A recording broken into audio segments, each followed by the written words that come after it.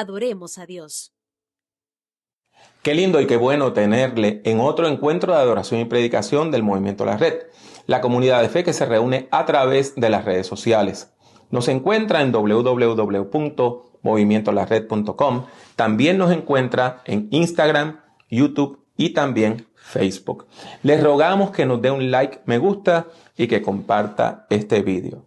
Pasemos ahora a adorar al que vive para siempre.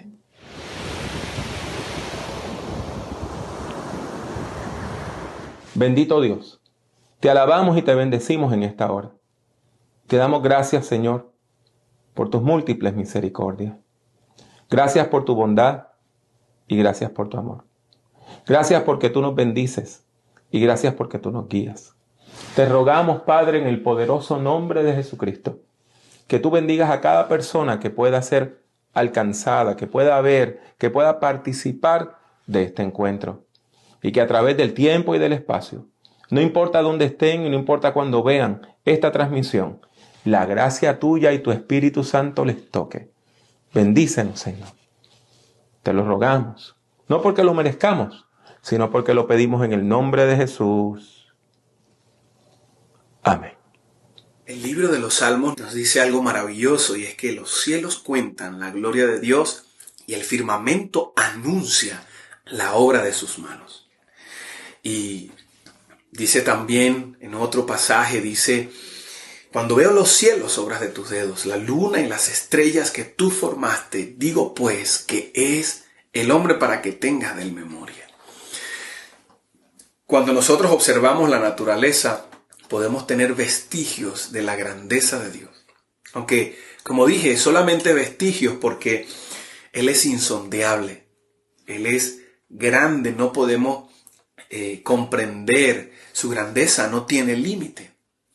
Y la verdad dentro de todo esto que llena nuestros corazones es que ese Dios tan grande, ese Dios tan maravilloso, ese Dios tan poderoso, es nuestro Dios, es nuestro Padre, es nuestro Señor. Él está con nosotros y Él está en nosotros. Y por eso hoy queremos cantar acerca de su grandeza. Señor, mi Dios, al contemplar los cielos, el firmamento y las estrellas mil, al oír tu voz en los potentes truenos y ver brillar el sol en su cenit, mi corazón entona la canción. Cuán grande es Él, cuán grande es Él, mi corazón entona la canción. Cuán grande es Él, cuán grande es Él.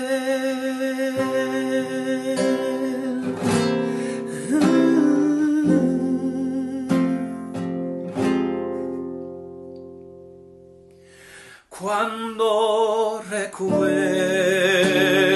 del amor divino que desde el cielo al Salvador envió, aquel Jesús que por salvarme vino y en una cruz sufrió por mí, murió.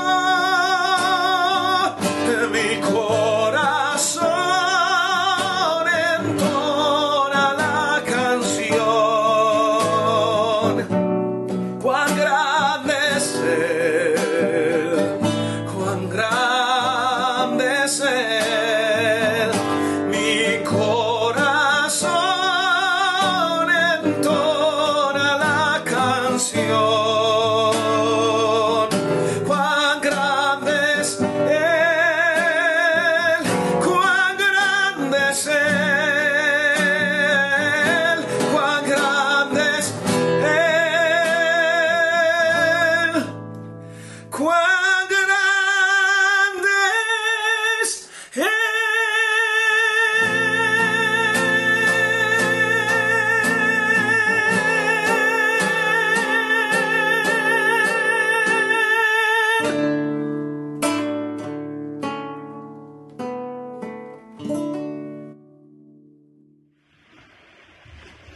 Todo es tuyo, y de lo tuyo te damos.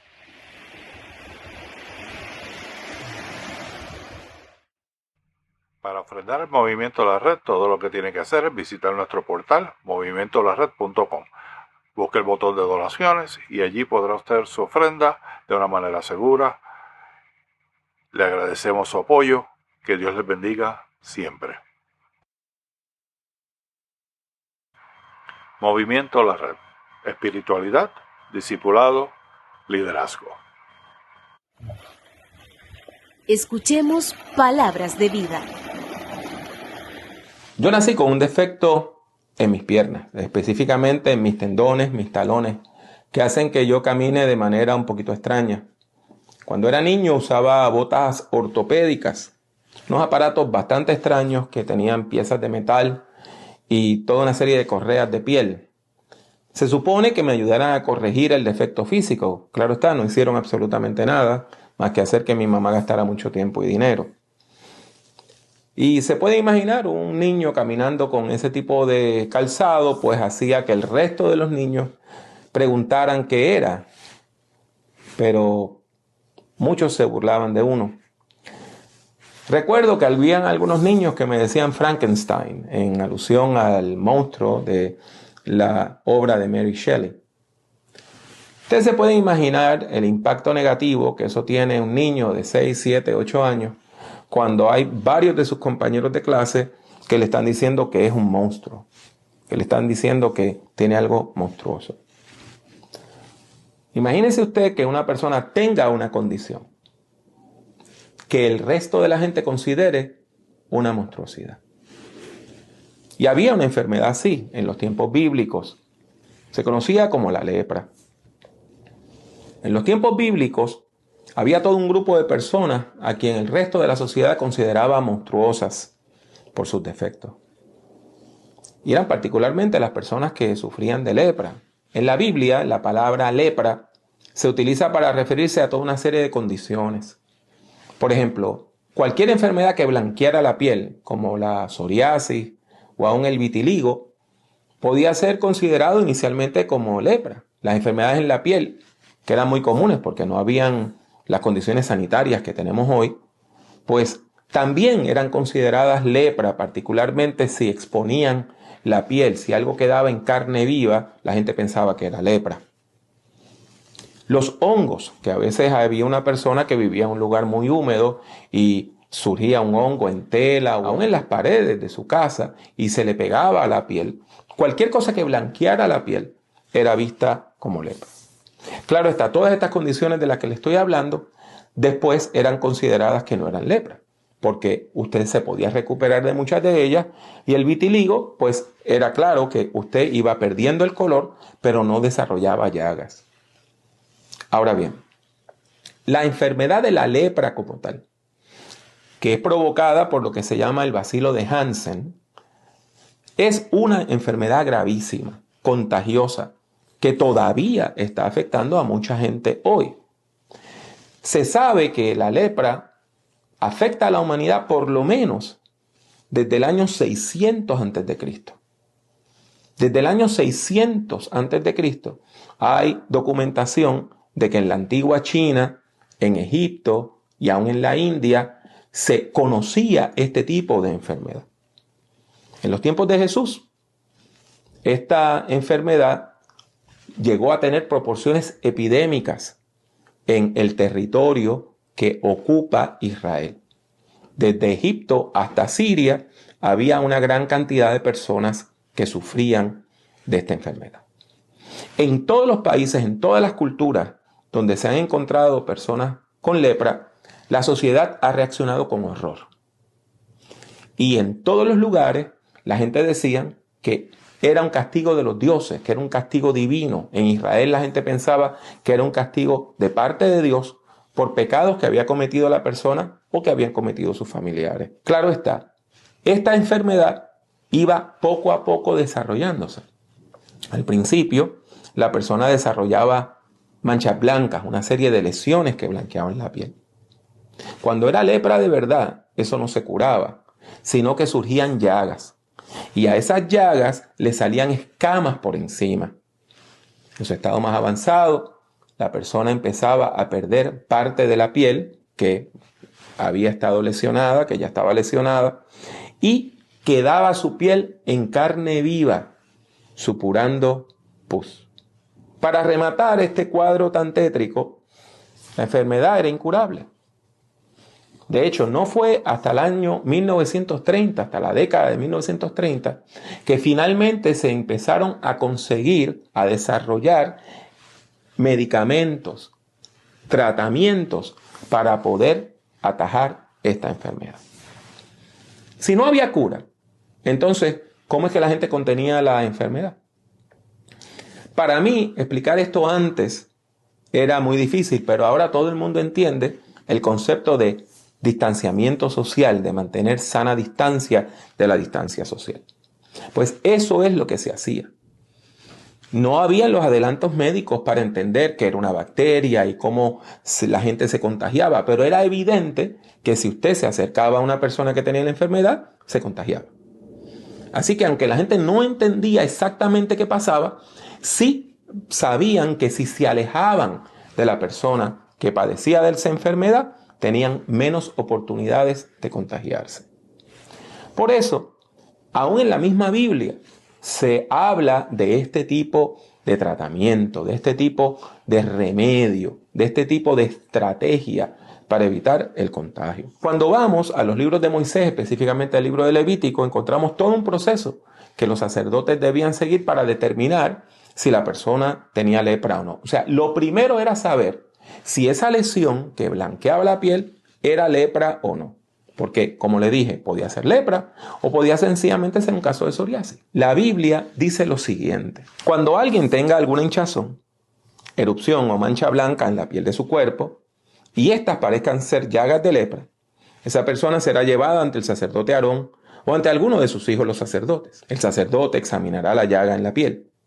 Y si el pelo en la llaga se ha puesto blanco y la llaga parece estar más hundida que la piel de la carne, entonces se trata de una llaga de lepra. El sacerdote la examinará y declarará impura a esa persona. Si en la piel de su cuerpo aparece una mancha blanca, pero esta no parece estar más hundida que la piel, ni el pelo se ha puesto blanco, entonces el sacerdote encerrará a la persona llagada durante 7 días. Al 7º día, el sacerdote lo examinará. Si la llaga mantiene el mismo aspecto y no se ha extendido por la piel, el sacerdote volverá a encerrarlo 7 días más. Al 7º día, el sacerdote volverá a examinarlo. Si la llaga se ve más oscura y no se ha extendido por la piel, el sacerdote lavará sus vestidos y lo declarará puro. Se trataba de una erupción. Si después de haberse mostrado al sacerdote para que lo declarara puro, la erupción en la piel se extiende, esa persona deberá mostrarse al sacerdote una vez más. Si al examinarlo el sacerdote ve que la erupción se ha extendido por la piel, declarará impura a esa persona. Se trata de lepra. Eso se encuentra en el capítulo 14 del libro de Levítico. Como ustedes ven, había todo un proceso para que sacerdotes que estaban ya especializados en eso determinaran si esto que tenía la persona era lepra o no. Una vez una persona era declarada leprosa, esa persona era retirada de la sociedad, alejada de la sociedad. Debía mantener sana distancia social de la gente que estaba sana para no contagiarlas. Dice la Biblia lo siguiente: la persona leprosa y llagada se vestirá de andrajos y andará con la cabeza descubierta y cubriéndose la boca gritará: impuro, impuro. Mientras la llaga permanezca en él, será impuro y vivirá solo y fuera del campamento. Una vez declarada leprosa, una persona solo podía reintegrarse a la sociedad si, después de recuperarse, era declarada ritualmente pura, ritualmente limpia por un sacerdote. Uno de esos sacerdotes especializados en diagnosticar la lepra. Si no tenía el veredicto de un sacerdote, aunque estuviera físicamente sana, para efectos religiosos y sociales, la persona seguía enferma y por lo tanto debía continuar en aislamiento. El pasaje que hoy nos ocupa encuentra a Jesús caminando por el borde entre las regiones de Galilea y de Samaria. La frontera Claro está, son lugares de encuentro donde usted puede ver personas de distintas culturas interactuando. Y en este caso no es la excepción. Jesús, estando allí, encuentra personas judías y encuentra personas samaritanas. En su caminar, Jesús llega a una aldea y allí en esa aldea encuentra que hay 10 hombres enfermos de lepra. Claro está, los hombres no estaban dentro de la aldea porque se tenían que mantener al margen, pero se acercaban manteniendo sana distancia para que la gente le diera limosna, le diera alimento, le diera ropa, para que la gente tuviera misericordia de ellos. Así que los leprosos mantienen una sana distancia de Jesús. Hasta ese momento están cumpliendo con la ley. Sin embargo, comienzan a pedirle ayuda a gritos, diciendo: Señor, Maestro, ten compasión de nosotros. En otras ocasiones Jesús había tocado leprosos y los había dejado sanos. Eso se supone que no se hiciera de acuerdo a la ley de Moisés. Sin embargo, en esta ocasión Jesús toma otra actitud.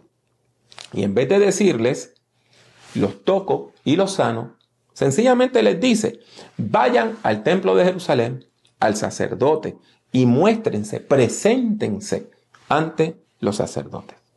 La Biblia dice, cuando él los vio, les dijo: vayan y preséntense ante los sacerdotes. El problema es que Jesús les ordena que vayan cuando todavía están enfermos. Ellos no se han sanado.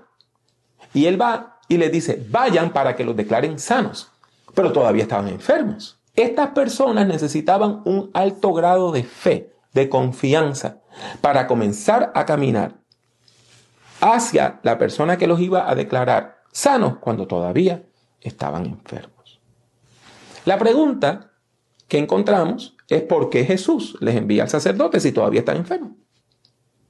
Y la única respuesta posible es que Jesús está probando su fe. Si estas personas no hubieran tenido fe, no hubieran ido. Pero tenían fe. Y por eso caminan hacia el templo. En este sentido, este texto nos recuerda, nos evoca otro pasaje de la Biblia, en esta vez del Antiguo Testamento, donde se le prueba la fe a una persona enferma. Me refiero a la curación de Naamán, que era un general extranjero del ejército de Siria, que va donde el profeta Eliseo para que el profeta Eliseo ore por él y él sea sanado.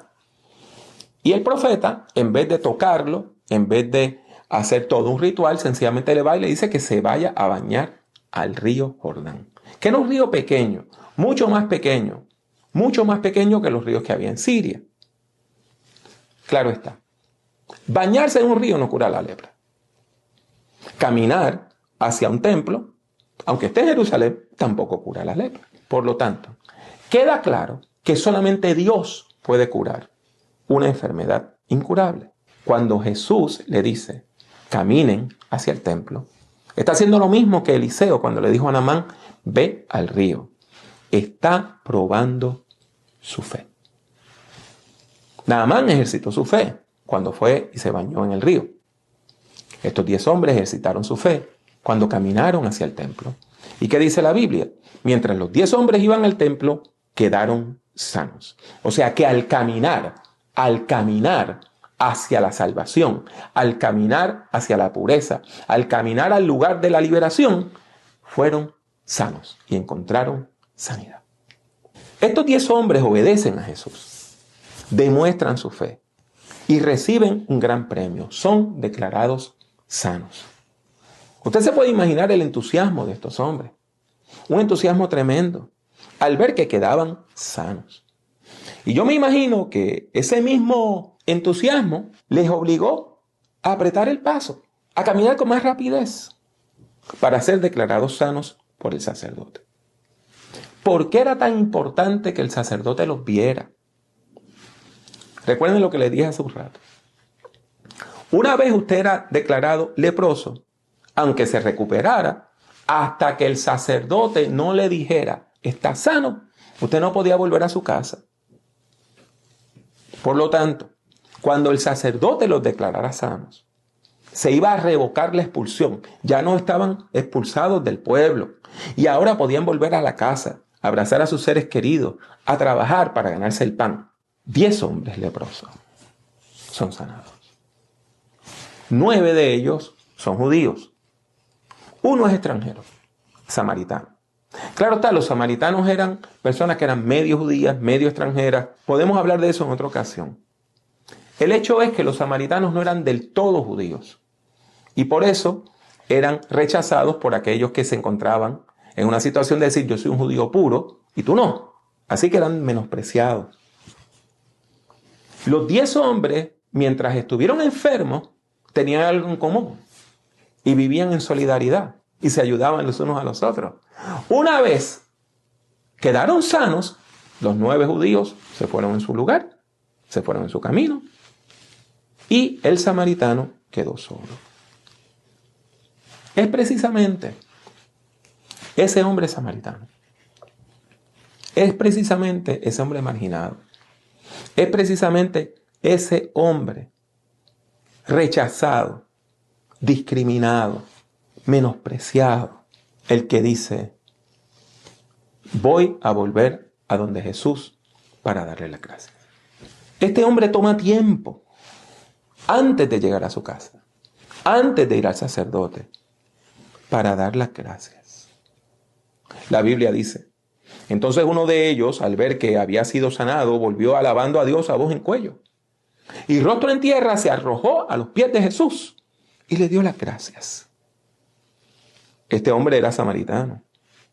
Jesús dijo, no eran 10 los que fueron limpiados. ¿Dónde están los otros 9? No hubo quien volviera y alabara a Dios sino este extranjero. El samaritano le dijo, levántate y vete, tu fe te ha salvado. ¿Dónde están? Pregunta Jesús. ¿Dónde están? ¿Dónde están? Y los 9, ¿dónde están? Esta es una pregunta difícil, que tiene una respuesta sencilla pero muy dura. Los 9 aceptaron la gracia de Dios, aceptaron el milagro, aceptaron la misericordia y una vez fueron declarados sanos, se fueron corriendo a sus casas. Estaban tan deseosos de disfrutar de la sanidad que habían recibido de parte de Dios que se olvidaron de darle gracias a Dios. Pero hubo uno de ellos que regresó. Y recuerde, el hombre todavía está vestido con ropa rota, con andrajos. Todavía huele mal. No se ha bañado. Todavía hay personas que, aunque ya su piel está sana, lo ven mal. Pero este hombre toma tiempo. Y dice la Biblia que gritando, se acerca al maestro y se pone a sus pies y le dice gracias. Gracias, Señor. Gracias, Señor. Gracias. El contraste no puede ser más claro. Aunque los 10 tenían la misma necesidad, 9 no volvieron. Permítanme avanzar una teoría de por qué no volvieron. Hay personas que ven la religión como un medio para lograr algo. Como un medio para lograr algo. Hacen un rito religioso para lograr el favor de lo divino, de la divinidad, de Dios, si son paganos, de los dioses. Hay personas que ven la religión como una forma de obtener beneficios divinos. Y una vez obtienen el beneficio, pues se acabó la religión. O sea, ven la religión como algo transaccional. Yo le doy algo a la divinidad para que la divinidad me dé algo a mí. Quid pro quo. Una cosa por otro. Yo te doy, tú me das. Una vez tú tienes, una vez yo tengo, se acabó la transacción. Por eso no volvieron. Ya ellos habían dado alabanza, ya ellos habían recibido la sanidad, ya ellos habían ido donde el sacerdote, pues se acabó el ciclo. Pero de los 10, el que regresó no veía la religión como una transacción, la veía como una relación. En vez de ver la religión como una forma de obtener beneficios divinos, Este hombre comprendió algo más importante. Y es que la verdadera religión, la verdadera fe, nos lleva a desarrollar una relación de profundo amor y de profunda amistad con Dios, por medio de Jesucristo, en el poder del Espíritu Santo. ¿Saben por qué el 10º hombre, el samaritano, vuelve? Porque quiere establecer una relación con Jesús. Porque quiere darle las gracias. Porque quiere decirle gracias por lo que tú hiciste. Y por eso se acerca. Probablemente tuvo que empujar a algunas personas. Probablemente venía gritando e interrumpió lo que estaba pasando. Y cuando la gente le dice, ¿por qué usted está interrumpiendo? Dice que yo tengo que decir algo. Hay algo que yo tengo que decir. Yo tengo que dar las gracias. Denme un ratito, denme un momento, denme unos minutos para decir gracias, Señor. Gracias, Señor. Gracias, Señor. Gracias. De esa manera estableció un lazo con Dios. Una relación con Dios. Por medio de Jesús, en el poder del Espíritu Santo. ¿Y por qué yo le estoy hablando de esto? Porque muchos de nosotros hacemos lo mismo. Buscamos a Dios nada más en momentos de crisis. Buscamos a Dios nada más cuando necesitamos algo. Nos ponemos en oración cuando necesitamos un trabajo. Ayunamos cuando tenemos un ser querido enfermo. Vamos a la iglesia cuando enfrentamos un problema familiar.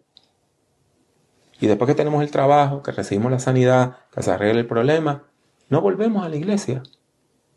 No volvemos a orar. No volvemos a ayunar. No volvemos a buscar de Dios. Hasta que aparece otra crisis. Quid pro quo. Una cosa por otra. Pero la fe no es una transacción. La fe no es una transacción donde nosotros le damos a Dios alabanza y gloria para que Dios nos dé bendiciones. La fe transaccional es débil, no es fe verdadera, no es fe madura y puede llegar a ser falsa.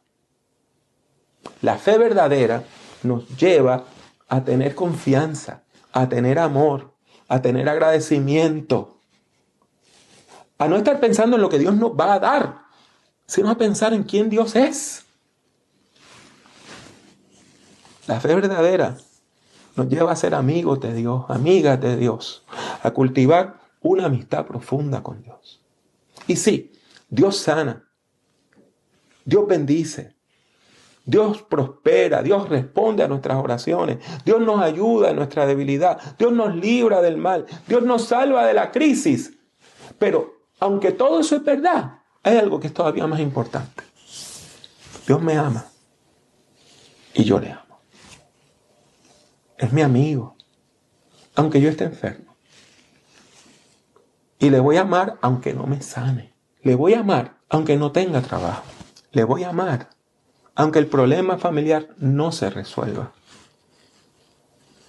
Y cuando yo reciba una bendición de parte de Dios, aunque tenga que gritar y empujar para abrirme camino, me voy a tirar a los pies de Jesús para decirle, gracias, Señor.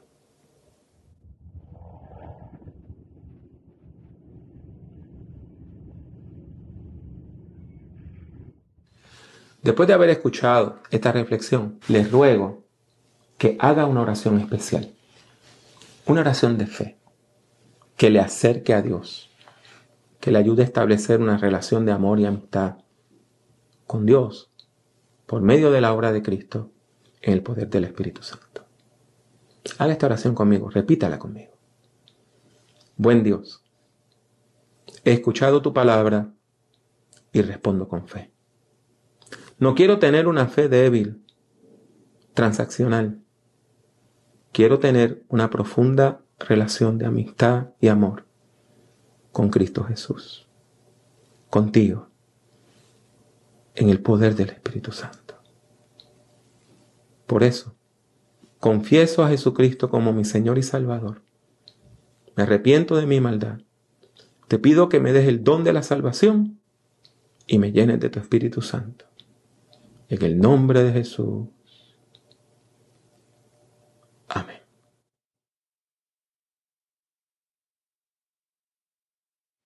Así llegamos al final de otro encuentro de adoración y predicación del Movimiento La Red. Les recordamos que todos los jueves a las 7:30 tenemos nuestro servicio de oración. Y que todos los fines de semana, los domingos a partir de las 9 de la mañana, estamos transmitiendo este encuentro de adoración y predicación. Visítenos en www.movimientolared.com. Y también suscríbase a nuestros canales en Instagram, YouTube y Facebook. Mi nombre es Pablo Jiménez y para mí ha sido un placer, un privilegio, el poder estar compartiendo con ustedes una reflexión de la palabra de Dios. Mi deseo es que Dios le bendiga mucho y que Dios le bendiga siempre.